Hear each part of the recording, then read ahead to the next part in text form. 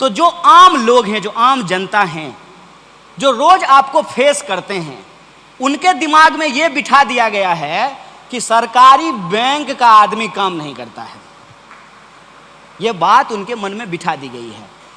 तब जब आपकी नौकरी छीन ली जाएगी, या ये बता करके कि बैंक घाटे में है, बैंकों का मर्जर कर दिया जाएगा, या बैंक को बंद कर दिया जाएगा, या आपका पेंशन स्कीम आपसे छीन लिया जाएगा, कल को कहा जाएगा कि आउटसोर्सिंग के नाम पे अब परमानेंट जॉब नहीं होगा बैंक में, कॉन्ट्रैक्ट बेसिस पे जॉब में लोगों को बहाल किया जाएगा, तो पब्लिक आपके साथ खड़ा नहीं होगी। क्योंकि आप जो फेस कर रहे हैं वो बात पब्लिक को नहीं पता है, और पब्लिक को तो आप जानते ही हैं कि बेचारी क्या है। उसको तो प्रधानमंत्री जी आकर के बोले कि नोटबंदी कर रहे हैं, बहुत अच्छा चीज़ है, 50 दिन का हमको समय दे दीजिए। पब्लिक बोली कि 50 के आपको पूरे 5 साल का समय देते हैं, उनको फिर से प्रधानमंत्री बना दिया। फेस कौन करेगा? फेस तो आप करेंगे ना। ये एक नीतिगत सवाल है, ये एक पॉलिसी लेवल क्वेश्चन है, और जब आप इस पॉलिसी लेवल क्वेश्चन को रेज करेंगे तो सबसे पहला बात आपके सामने जो थ्रो किया जाएगा वो ये कि आप बैंक कर्मी हैं, आप राजनीतिक बात क्यों कर रहे हैं। ये बात कही जाएगी ना कि आपका काम है कि आप नौकरी कीजिए, और जिस दिन मन होगा उस दिन सरकार नौकरी छीन लेगी, जिस दिन मन होगा उस दिन बैंक को बंद कर देगी, जिस दिन मन होगा उस दिन बैंक का मर्जर कर देगी, आप उस पर कोई क्वेश्चन नहीं कर सकते हैं।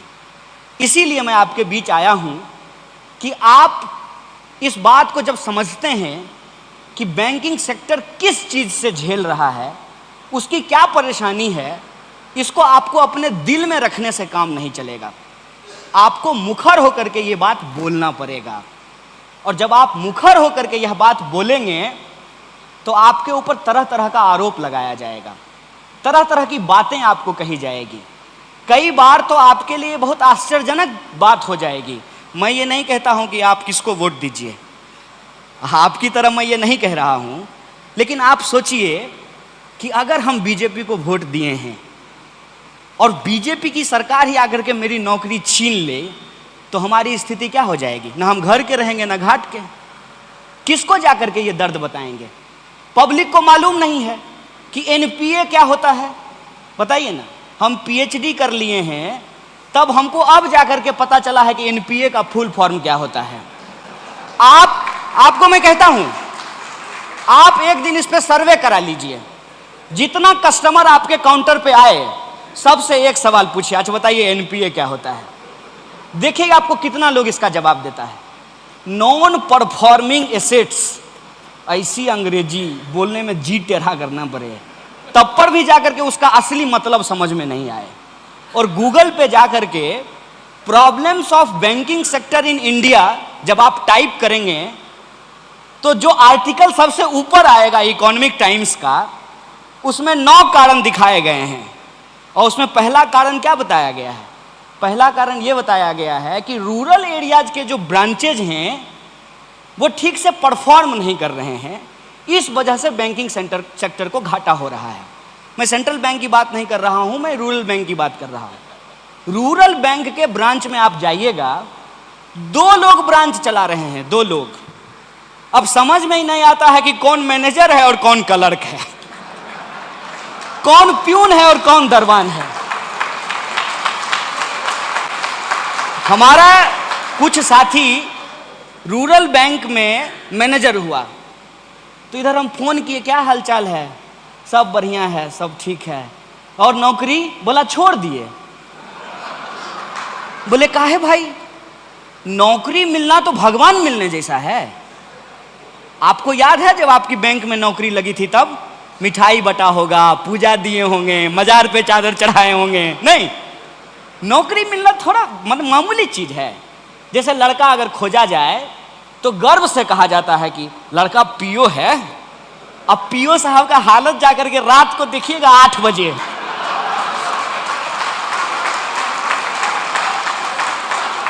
उनको हम एक बार देख लिए ना, कहे ए भाई, कौन कहता है कि प्रधानमंत्री देश चलाता है? देश तो पीओ चला रहा है। दिन भर का कैश से लेकर के, सिक्का से लेकर के, डेबिट क्रेडिट खाता मिला करके तब ताला मार करके पीओ साहब जाएंगे। यही स्थिति है ना। किस वर्किंग कंडीशन में आप काम करते हैं? वो बोला कि एक तो जो है कभी बाढ़ में, सुखाड़ में, जंगल में, पहाड़ में ब्रांच होता है, वहां की नौकरी है, 2 एम्प्लॉय हैं, एगो को बैंक में छोड़ करके जाते हैं, कभी काउंटर पे बैठता है, कभी गेट पर आता है, और उसके बाद हम फील्ड में जाते हैं, क्या वसूलने के लिए? एनपीए रिकवर करने के लिए जाते हैं। एनपीए की सच्चाई क्या है? बैंक का जो एनपीए है, दूसरा कारण उसमें बताया गया है कि रिफंड नहीं होता है। जो लोग लोन लेते हैं वो रिफंड नहीं करते हैं।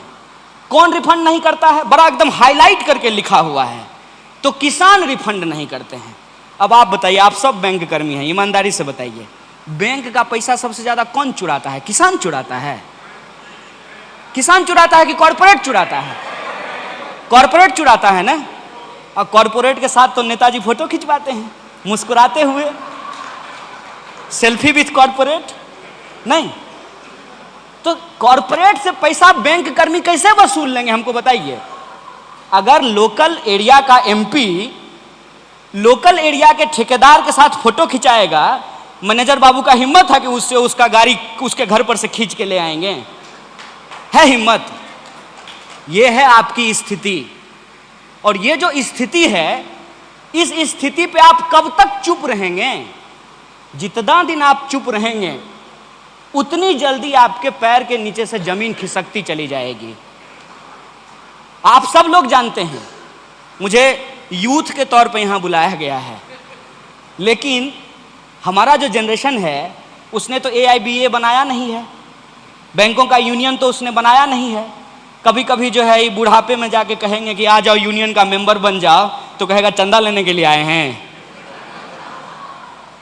क्यों जरूरी है यूनियन? क्यों जरूरी है यूनाइट होना? क्यों जरूरी है हड़ताल करना?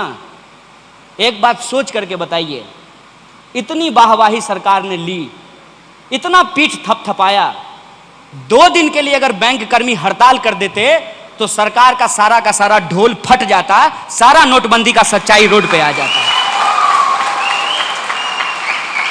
कोई उलझुलूल फैसला सरकार लेती है, बैंक कर्मी पूरी ईमानदारी से उसको लागू करता है, बदले में उसको लोगों से क्या मिलता है? कि बैंक कर्मी कामचोर होता है। बताइए, असल जो उसका प्रॉब्लम है कि किस वर्किंग कंडीशन में वो काम कर रहा है। माने हम क्या क्या बोले बैंक का आपको? मेरे घर के आसपास बैंक है, हम देखते हैं। जिस मकान में बैंक को रेंट किया जाता है, जनरेटर लगाया जाता है, मकान मालिक रात को बैंक के जनरेटर से डीजल निकाल लेता है। बोलिए, ये सब होता है कि नहीं होता है? हम इसी समाज में पले बढ़े हैं और यही हमारा और आपका नाता है। यही हमारा और जो आपका नाता है, उसी बेसिस पे हम आज आपके बीच खड़े हैं। और यह जो सच्चाई है, इस सच्चाई को जब आप जानते हैं, हम जानते हैं, तो मैं समझता हूं कि आपको और हमको अलग अलग होने की जरूरत नहीं है। आपको और हमको एकजुट होने की जरूरत है, इकट्ठा होने की जरूरत है अपने हक और अधिकार के लिए। अब सवाल यह है कि अपने हक और अधिकार के लिए आप और हम इकट्ठा हो जाएंगे तो सरकार को दिक्कत नहीं होगी। सरकार किसी नीति पे कितना भी वाहवाही लूट ले, अगर रेल कर्मी एक दिन रेल का हड़ताल कर दें, बैंक कर्मी एक दिन बैंक का हड़ताल कर दें, किसान कहे कि हम आज टमाटर नहीं उगाएंगे, मशरूम नहीं उगाएंगे, तो प्रधानमंत्री क्या खाएंगे? इस देश को, समाज को चलाता मजदूर है। बदले में क्या मांग रहा है? बदले में कुछ नहीं मांग रहा है। वो कह रहा है कि हमको एक डिग्निफाइड लाइफ दीजिए। क्या बैंक कर्मियों के ऊपर जो मिनिमम आवर है 8 घंटा काम करने का, वो नियम लागू नहीं होता है? बताइए। जब तक बैंक का पूरा हिसाब नहीं हो जाए, बैंक कर्मी बैंक छोड़ करके नहीं जा सकते हैं। रोज का रोज उनको हिसाब करना है। ऐसा नहीं होगा कि 2 तारीख का हिसाब 3 तारीख को करेंगे। 2 तारीख का खाता उनको 2 तारीख को ही बंद करके जाना पड़ेगा, 3 तारीख को नया खाता खुलेगा। यह जो वर्किंग कंडीशन है उनका, उस वर्किंग कंडीशन में जो वो काम करते हैं, उस काम के एवज में उनको कुछ नहीं मिलता है। और बार बार इस बात का ढोल पीटा जा रहा है कि पब्लिक सेक्टर बैंक घाटे में जा रही है। पब्लिक सेक्टर बैंक घाटे में क्यों जा रही है?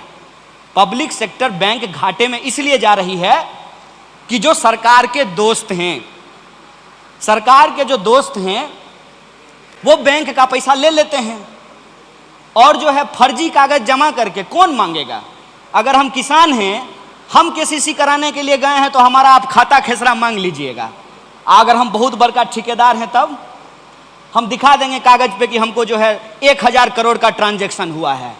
2-4 गो रिश्तेदार को फोन करेंगे, कहेंगे कि 300 करोड़ तुम डाल दो, 200 करोड़ तुम डाल दो, 500 करोड़ का ट्रांजैक्शन हुआ है, 500 करोड़ का मान लीजिए हम पैसा उठा लिए। 500 करोड़ का एसेट्स है ही नहीं, 500 करोड़ जो है बैंक रिकवर ही नहीं कर सकती है।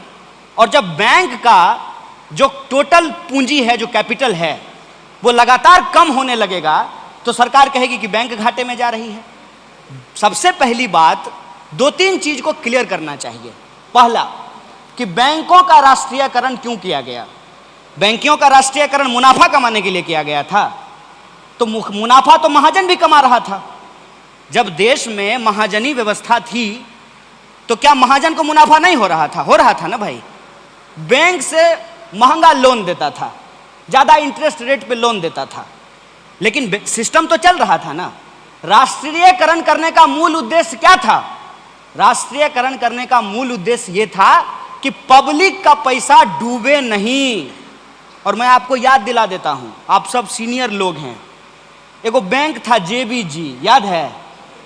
उससे पहले एक बैंक था पियरलेस, उससे पहले एक बैंक था हेलियस। ये सब पैसा लेकर के फरार हो गया। वो हेलियस का जो CEO था वो था CEO बैंक का, और सिनेमा बना रहा था बंबई जाकर के, पब्लिक का पैसा लूट रहा था। यह पब्लिक का पैसा ना लूटा जाए, पब्लिक का पैसा का जिम्मेवारी सरकार ले, इसीलिए बैंकों का राष्ट्रीयकरण किया गया। मूल उद्देश्य तो यही था कि बैंक कर्मी जो सर्विस देते हैं तो उनको सर्विस देने के चलते एक डिग्निफाइड लाइफ प्रोवाइड किया जाएगा, और जो सर्विस लेने वाले लोग हैं उनको इस बात की श्योरिटी होगी कि उनका पैसा डूबेगा नहीं। तब लोग कहता था बैंक में पैसा जमा करने से पहले कि सरकारी बैंक है कि निजी बैंक है, तो लोग कहता था सरकारी बैंक है। तो लोग ये समझते थे कि सरकार जिम्मेवार है, बैंक भाग नहीं सकती है क्योंकि ये सरकारी बैंक है। अब जब सरकार ही कह रही है कि बैंकों का अब सरकारीकरण नहीं निजीकरण कर दिया जाए, तो उस पूरे के पूरे कॉन्सेप्ट को बदल दिया गया है। और आप हमको सोच करके बताइए कि ये कैसा राष्ट्रवाद है? खुद इस पे विचार करके बताइए। और फिर आपको अगर लगे कि हम देशद्रोही हैं तो आपको मुबारक हो। ये कैसा राष्ट्रवाद है कि राष्ट्रीय बैंकों का निजीकरण किया जा रहा है, राष्ट्रीय कंपनियों को बेचा जा रहा है। ये कैसा राष्ट्रवाद है? ये राष्ट्रवाद नहीं है, ये लूटवाद है, लूटवाद। और ये लूटवाद चलता कैसा है, इस बात को समझ लीजिए।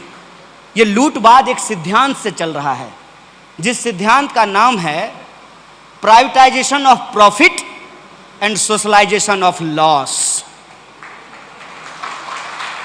पैसा अगर कॉरपोरेट कमाएगा तो उसका प्रॉफिट है, लॉस होगा तो एनपीए में चला जाएगा। गजब बात है। प्रॉफिट होगा तो आपका निजी है, प्राइवेट है, और लॉस होगा तो पब्लिक का जाएगा। आखिर आप लोग बैंक में काम करते हैं तो आप तो ये बात जानते ही हैं ना कि हम मांगते भी नहीं हैं तब भी आप हमको एटीएम थमा देते हैं। क्या एटीएम थमा देते हैं भाई? हमको मजा आता है, आपका मुंह देखते हैं सुबह सुबह तो हमको अच्छा लगता है। बताइए, हम लाइन में लग करके अपना पैसा निकालेंगे, इसलिए थमा देते हैं ना कि जबरदस्ती आप हमको सर्विस पकड़ा रहे हैं। लेकिन आज आपकी हालत यह हो गई है, हमको सर्विस देते देते बैंक अब आपको कह रहा है कि तुम भी सर्विस खरीदो। क्या खरीद रहे हैं कि नहीं खरीद रहे हैं? कह रही है ना, बैंक कह रही है 40,000 रुपया अगर आपको तनख्वाह है तो कहती है कि 30,000 रुपया म्यूचुअल फंड में इन्वेस्ट करो। अब म्यूचुअल फंड का प्रचार कितना सुंदर आता है, बड़ा सुंदर एडवर्टाइजमेंट आता है। पहले कहेगा म्यूचुअल फंड सही है और नीचे में लिखेगा कि म्यूचुअल फंड बाजार जोखिमों के अधीन है। अब बताइए, म्यूचुअल फंड बाजार जोखिमों के अधीन है तो बाजार का क्या है? तो बाजार तो कभी ऊपर चले जाएगी, बाजार कभी नीचे चली जाएगी। यह जो बैंक एम्प्लॉय काम कर रहे हैं उनके ऊपर यह टारगेट क्यों दिया जा रहा है कि आपका ब्रांच अगर इतना म्यूचुअल फंड नहीं खरीदेगा, नहीं बेचेगा, या तो आप पहनिए माला या किसी को पहनाइए माला। यही है ना, यही चल रहा है ना। ये लूट है। इस लूट के खिलाफ हम लोगों को आवाज उठाना पड़ेगा। लेकिन याद रखिएगा, लूट के खिलाफ जिस दिन बोलना शुरू कर दीजिएगा ना, तुरंत 5 मिनट के भीतर जो ही आप एक पोस्ट फेसबुक पर लिखिएगा कि तुरंत जो है आपको विकास विरोधी कह दिया जाएगा, तुरंत आपको कामचोर कह दिया जाएगा, तुरंत आपको देश विरोधी कह दिया जाएगा। आजकल एक नया चलन चला है, बात कीजिएगा बैंक का, बात कीजिएगा वित्तीय घाटा का, बात कीजिएगा इकोनॉमी का, तो लोग कहेंगे कि बताओ तुम्हारा 370 पे क्या पोजीशन है। हम बोले अरे यार हमको ये बताओ कि हम बैंक में काम करते हैं, बैंक में काम करने का जो कंडीशन है वो लगातार खराब हो रहा है। बुलाया था हमको पैसा गिनने के लिए, अब कह रहा है कि पैसा अगर बैंक में नहीं आ रहा है तो अपने ही पॉकेट का पैसा गिनना शुरू कर दो, अपने ही सैलरी में से म्यूचुअल फंड खरीदो, इंश्योरेंस बेचो, तरह तरह का काम करवा रहा है। मैं एक उदाहरण और आपको बता देता हूं। आजकल आपका पोस्ट ऑफिस जाना हुआ है कि नहीं हुआ है? नहीं हुआ है। ऐसे ही एक दिन घूमने के लिए चले जाइएगा। पोस्ट ऑफिस में आजकल कोई चिट्ठी लेता देता नहीं है। पोस्ट ऑफिस भी बैंक की तरह काम कर रहा है। एक प्रश्न आप सोच करके बताइए कि अगर बैंकिंग सेक्टर को घाटा हो रहा है, राष्ट्रीय बैंकों को मर्जर करने की जरूरत है, राष्ट्रीय बैंकों का निजीकरण करने की जरूरत है, राष्ट्रीय बैंकों को बंद करने की जरूरत है, तो फिर सरकार पोस्ट ऑफिस को बैंक क्यों बना रही है? सोचें इस बात को, क्यों बना रही है? इसलिए बना रही है कि एन केन प्रकारेण आपके पास जो पैसा है, आपके पॉकेट में जो सेविंग मनी है, उसको निकाल करके कॉरपोरेट की चरण वंदना में उसको डाल देना है। यह मूल उद्देश्य है। और बाजार किन नियमों पे काम कर रहा है?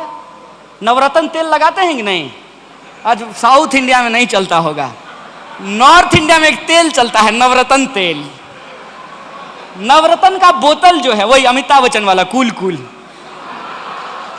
तो नवरत्न का जो बोतल है वो पहले शीशा का आता था, फिर प्लास्टिक का आया, और दाम उसका बढ़ता था।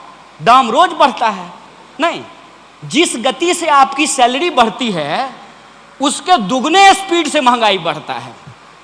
ये जब बैंक में काम करते होंगे आपके जो लीडर हैं तो उनको पूछ लीजिएगा कि कितना सैलरी मिलता था और उनका जो लाइफ स्टैंडर्ड था और आपकी जो अभी सैलरी है उसका जो लाइफ स्टैंडर्ड है उसको मिला करके देख लीजिएगा, तो आपको लगेगा कि सरकार सैलरी क्यों बढ़ाती है। जब एक हाथ से सैलरी दे करके दूसरे हाथ से ले लेगी तो सैलरी का मतलब क्या है? एक तरफ आपका 7th पे कमीशन लागू कर दिया गया, अब दूसरी तरफ जो है, जो सब्जी 12 रुपए में मिलती है वो अब 112 रुपए में मिलने लगेगी, तो उस सैलरी का क्या मतलब है? जो घर पहले 3 लाख रुपया में मिलता था वो घर अभी 30 लाख रुपया में मिलता है, तो सैलरी बढ़ाने का क्या मतलब है? और आप लोग तो इकोनॉमी पढ़ते हैं ना, बैंक कर्मी है, इकोनॉमी डील करते हैं। जब महंगाई बढ़ती रहेगी और महंगाई को चेक करने के लिए कोई पॉलिसी नहीं होगा तो आपकी सैलरी कितनी भी बढ़ जाए आपकी वही हालत होगी 28 तारीख की जो इनकी हुआ करती थी, उसमें कोई फर्क थोड़ी आने वाला है। तो लेकिन आपका कैश तो किसी भी तरीके से मार्केट में निकालना है, तो 50 रुपया का नवरत्न तेल तो सब नहीं खरीद सकता है, तो 50 पैसा का खरीद सकता है ना। तो कहा कि नवरत्न तेल अब बोतल में नहीं सैसे में मिलेगा, सैसे में। यही आज बैंकिंग सेक्टर के साथ किया जा रहा है। एक तरफ कह रहे हैं कि बैंकों को वित्तीय घाटा हो रहा है और दूसरी तरफ अपने ही एम्प्लॉय को प्रेशराइज कर रहे हैं, एरिया मैनेजर और उससे पता नहीं कौन कौन बड़का बड़का मैनेजर साहब सब होते हैं, वो कह रहे हैं कि तुम्हारे ब्रांच का मिनिमम प्रॉफिट अगर तुम टारगेट नहीं पूरा करो, बताइए हम दवाई बेच रहे हैं, एमआर हैं हम लोग, कि अगर टारगेट नहीं पूरा करेंगे तो आप हमारे ब्रांच को बंद कर दीजिएगा। अब बेचारा मान लीजिए मैनेजर हैं यहाँ पे, सपोज कीजिए कि कहीं किसी ब्रांच में हम मैनेजर हैं, हमारा जो प्रॉफिट है, जो टारगेट दिया है हमारा एरिया मैनेजर, वो टारगेट हम नहीं पूरा करेंगे तो कहेगा कि मर्जर कर देंगे शाखा का। तो उसको लगेगा कि अगर शाखा का मर्जर हो जाए तो वहां हेड के शेयर बना करके भेज देगा तो हमारा मैनेजरी चला जाएगा। तू क्या कह रहा है कि क्लर्क सबको कहता है कि सुनो, किसी को म्यूचुअल फंड बेचो, किसी को इंश्योरेंस बेचो, किसी भी तरीके से लोन दो। असल मूल बात यह है कि आज हमारी अर्थव्यवस्था क्राइसिस में है, और अर्थव्यवस्था जब क्राइसिस में होगी स्वाभाविक रूप से बैंकिंग पे उसका एक असर पड़ेगा। इसीलिए आज बैंकिंग की जो लड़ाई है, बैंकिंग सेक्टर को जो बचाने की लड़ाई है, वो एक कंप्रिहेंसिव लड़ाई बन गया है। इसीलिए रायलू साहब बहुत जोर से कह रहे थे कि हमको अलग अलग होकर के नहीं, मिल करके ये लड़ाई लड़ना पड़ेगा, और तमाम तरीके का बदनामी का खतरा उठाते हुए, चाहे हमको कुछ भी कहा जाए, हमको अपने हक और अधिकार के लिए लड़ना पड़ेगा। और इस तर्क से लड़ना पड़ेगा। मैं आपको एक मजबूत तर्क बता रहा हूं। इस तर्क से लड़ना पड़ेगा कि इस देश में जब प्रधानमंत्री सरकारी होना चाहिए, राष्ट्रपति सरकारी होना चाहिए, पार्लियामेंट सरकारी होना चाहिए, पार्लियामेंट के जो सांसद हैं उनका चढ़ने वाला जो गाड़ी है, उसका जो ड्राइवर है वो सरकारी होना चाहिए, तो फिर बैंक क्यों नहीं सरकारी होना चाहिए, स्कूल क्यों नहीं सरकारी होना चाहिए, अस्पताल क्यों नहीं सरकारी होना चाहिए? ये सिंपल सी बात है। देश जब आजाद हुआ 15 अगस्त 1947 को, कई बार हो सकता है कि आपके बहुत सारे साथी ये प्रश्न भी पूछते होंगे कि AIBA कम्युनिस्ट पार्टी है क्या? ये सवाल आता होगा। काहे कि इन लोगों को आदत है बात करते करते कॉमरेड बोल देते हैं, तब कॉमरेड शब्द सुन करके लगता है कि कहीं कम्युनिस्ट पार्टी तो नहीं है। देखिए, मैं आपके यूनियन का मेंबर नहीं हूं, लेकिन मैं ये बात जानता हूं कि ये कम्युनिस्ट पार्टी नहीं है, और कॉमरेड शब्द का इस्तेमाल जो है वो कम्युनिस्ट होने के चलते नहीं है। 15 अगस्त 1947 को जब देश आज़ाद हुआ था, मौका मिलेगा तो सुन लीजिएगा, यूट्यूब पे होगा शायद, या अगर दिल्ली जाने का कभी मौका मिले तो नेहरू म्यूजियम है जिसको 3 मूर्ति लाइब्रेरी कहा जाता है। जब देश आज़ाद हो रहा था तो जैसे मोदी जी राष्ट्र के नाम संदेश देते हैं ना, उस वक्त नेहरू जी राष्ट्र के नाम संदेश दिए थे, और उनका जो संबोधन था वो अपनी बात ही यहां से शुरू किए थे, फ्रेंड्स एंड कॉमरेड्स। ये मैं हिस्टोरिकल फैक्ट बता रहा हूं। तो जब देश आजाद हुआ तो आजादी के बाद हिंदुस्तान को एक वेलफेयर स्टेट बनाना था, और वेलफेयर स्टेट बनाने की दिशा में बैंकों का राष्ट्रीयकरण एक माइलस्टोन वर्क था, और इस काम को आपके यूनियन के लीडर ने तत्कालीन प्रधानमंत्री इंदिरा गांधी से मिलकर के बैंकों के राष्ट्रीयकरण करने का काम किया था। आप सिंपल सी यह बात समझ लीजिए कि आज अगर बैंकों को डीनेशनलाइज किया जा रहा है एक नेशनलिस्ट गवर्नमेंट के द्वारा, तो आप यह समझ लीजिएगा कि सरकार और स्टेट वेलफेयर के प्रोग्राम को छोड़ रही है, और वेलफेयर के प्रोग्राम को छोड़ने की दिशा में यह सबसे ज्यादा जरूरी है कि ऑर्गेनाइज सेक्टर को अनऑर्गेनाइज्ड कैसे किया जाए।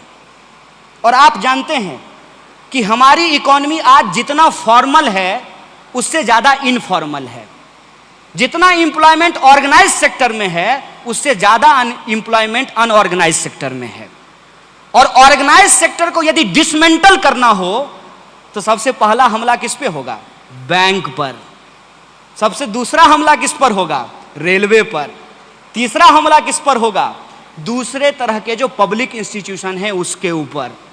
इसीलिए आज बैंकों को बचाने की लड़ाई दरअसल सिर्फ और सिर्फ बैंक को बचाने की लड़ाई नहीं है। ये लड़ाई संविधान की वह मूल भावना जिसमें यह कहा गया है, जिसका मूल उद्देश्य यह है कि हम सब सिटीजन हैं, और हम सिटीजन होने के चलते सरकार को सर्विस के बदले टैक्स देते हैं।